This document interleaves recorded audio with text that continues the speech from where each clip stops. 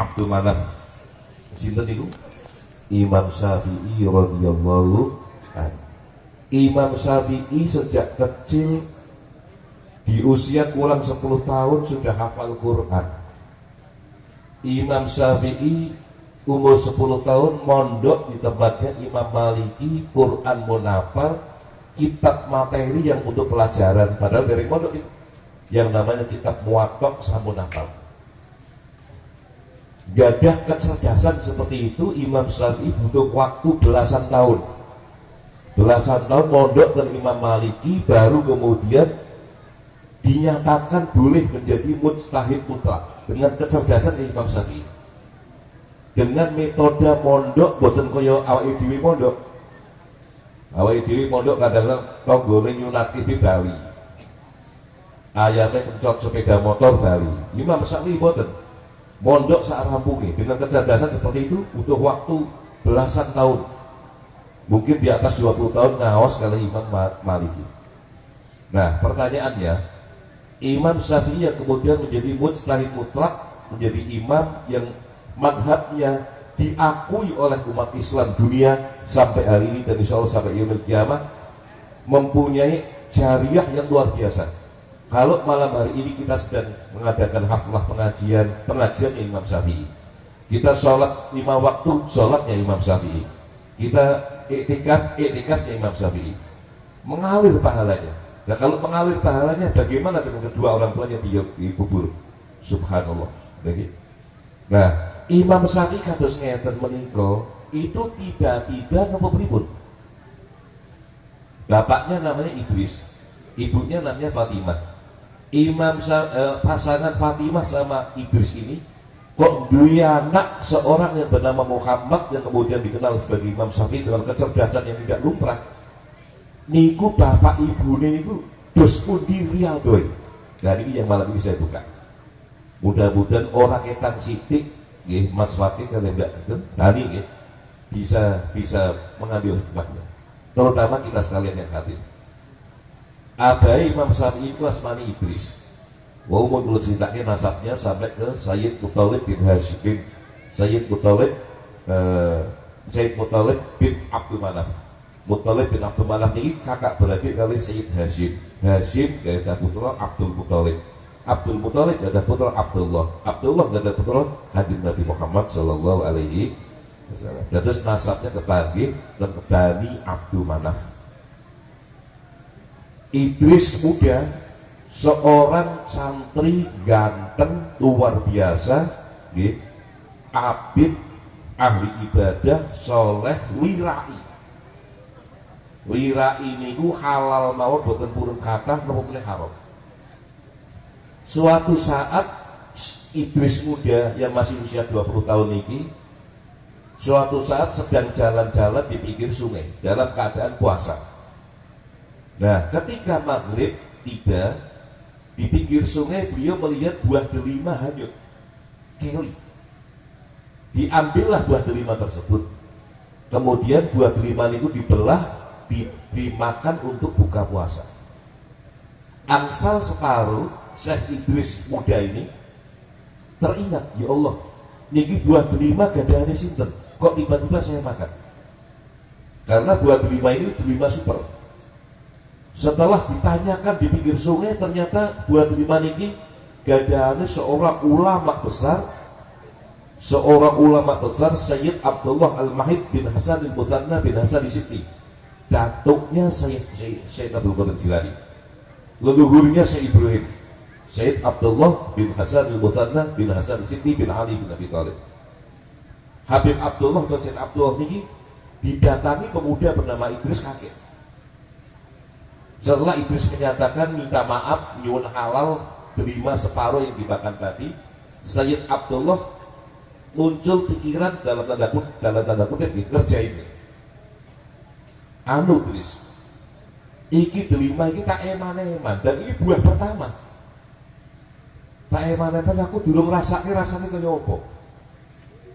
Ternyata kena angin jatuh ke sungai. Jebul wis mak pangan kue separuh, aku gelo nih teman.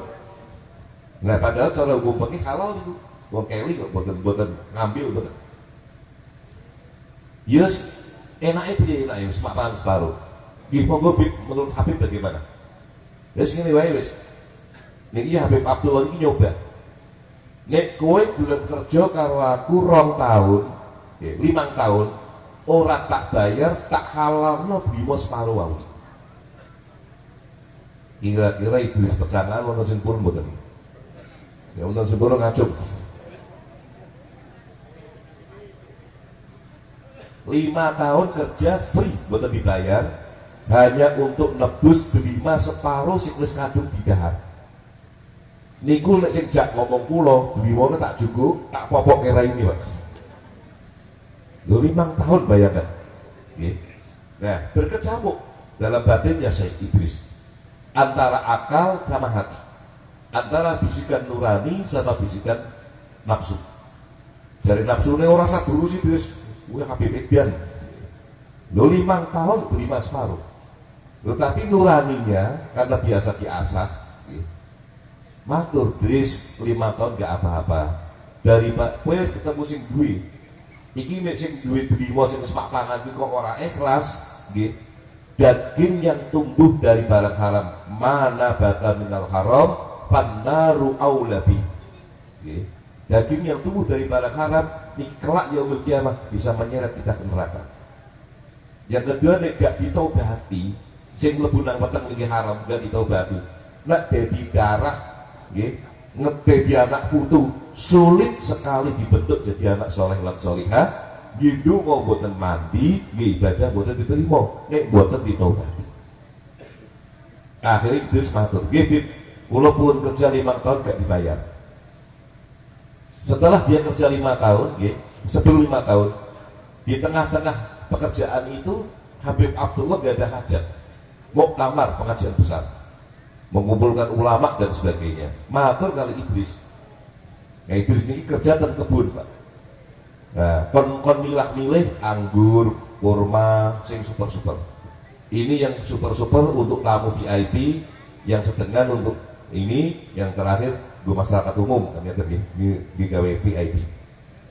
Ternyata Idris boten sakit, dicampur aduk. Habib Abdullah marah. Sudah 3 tahun kerja di kebun kok ora iso bedakno. Idris jawab, Bib, nalika kula kerja dengan panjenengan, nggih. Itu transaksinya kalau mau kerja tok.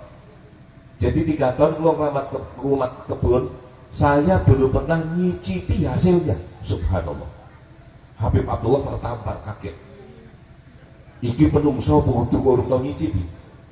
Selesai 5 tahun, Idris madep menghadap lagi. Habib Abdullah berubah pikiran. Golek wong koyo Idris iki wangel nang zaman semono kan. Nggih, nang zaman semono angel. Sebab pemuda soleh nasabnya bagus wilai. Nek paling-paling sungguh PCX kredit pecah anak. Nek paling-paling gue revo kredit pecah anak ya. Selia, second tahun biro tahun 2007 kredit malah si akeh peduli. Tapi nek sing kados niki longkok. Maka saya Idris ngetes malih, Idris aku berubah pikiran orang tak halal ke. Nah terus berikut Bib, tak baik syarat gimana? Tak halal no nek kowe gelem nikahi anakku. Yo nek koyo Mas Fakih wis tau kula Mbak Hani. Nggih, ora usah dikongkon nyruduk piyambak. Lho niki durung tau weruh. Ning anakku picek, Idris. Anakku budek. Tangannya tekor sikile cacat. Itu sih nyimpulkan ya Allah nyokon kawin karo Allah bokor. Nah kata setan dan nafsu ini aku harus ngomong di awal Idris, wih Habib kendel orang sama urusi. Wih biak sunati istimewa ngundang Az-Zahir ngecul ke balon. Ini boleh kebu limo. Ini apa Al-Maliki ya? Nah, ngundang Al-Maliki. Sunat istimewa orang masjid. Lo kok Pak Dinduknya malah bokor. Nah, cari apa nih? Nuraninya bersikat malaikat.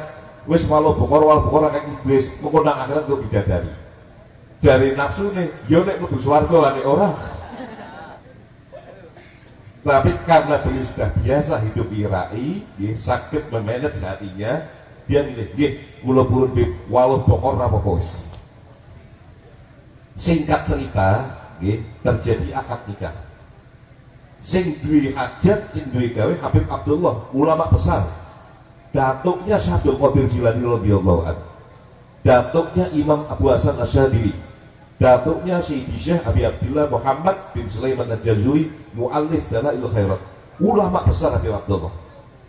Maka walimahnya rame, ibarat sekarang Habib Lutfi. Sak sabone akad nikah, nggih Qabil tugas wija ila akhiri. Sabun akad nikah, pengantin putra diiring masuk ke kamar pengantin putri.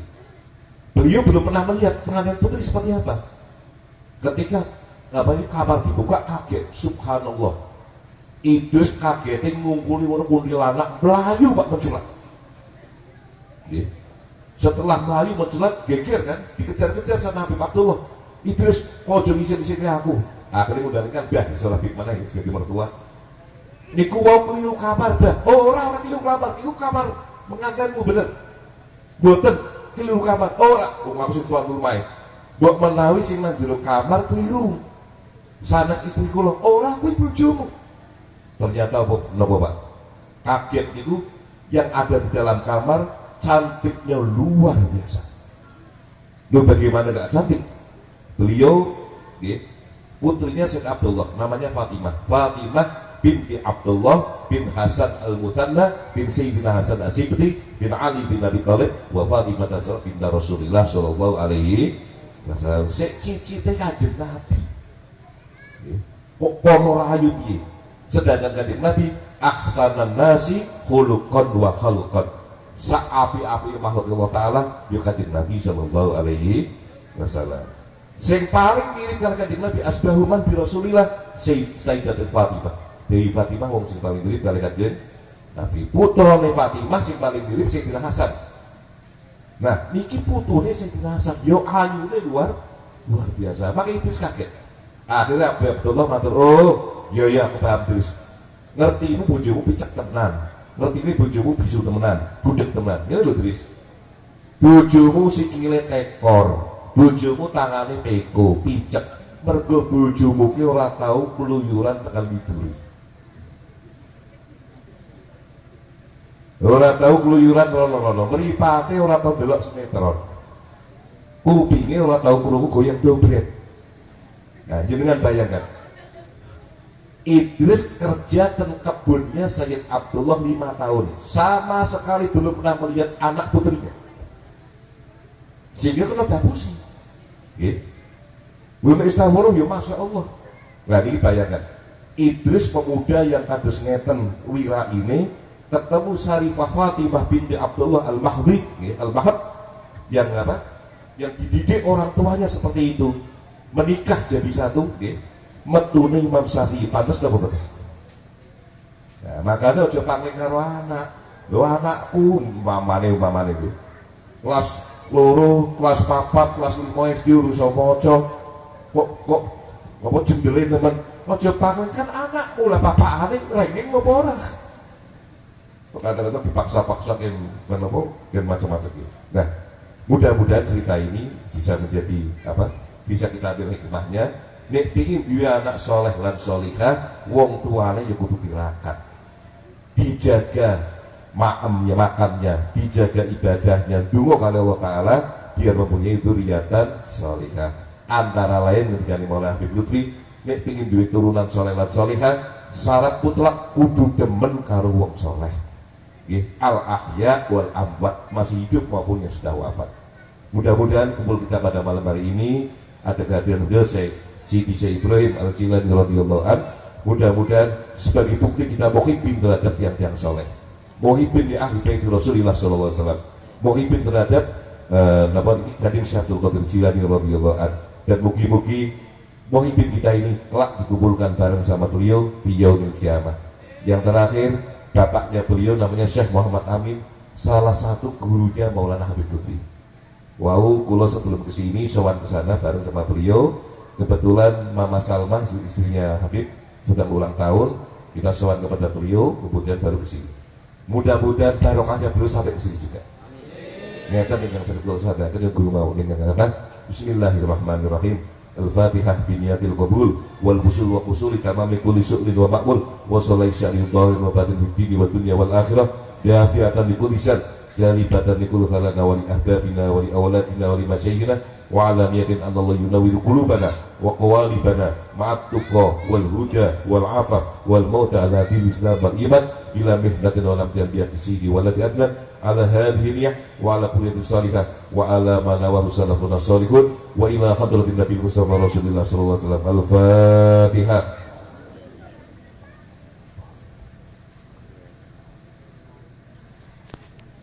Amin amin rabbana taqabbal minna innaka antas samiul alim wa tub alaina innaka antat tawwabur rahim. Subhana rabbika rabbil izzati amma yasifun wa salamun al mursalin walhamdulillahi rabbil alamin. Taqabbalallahu minna wa minkum ya karim wallahu muwaffiq.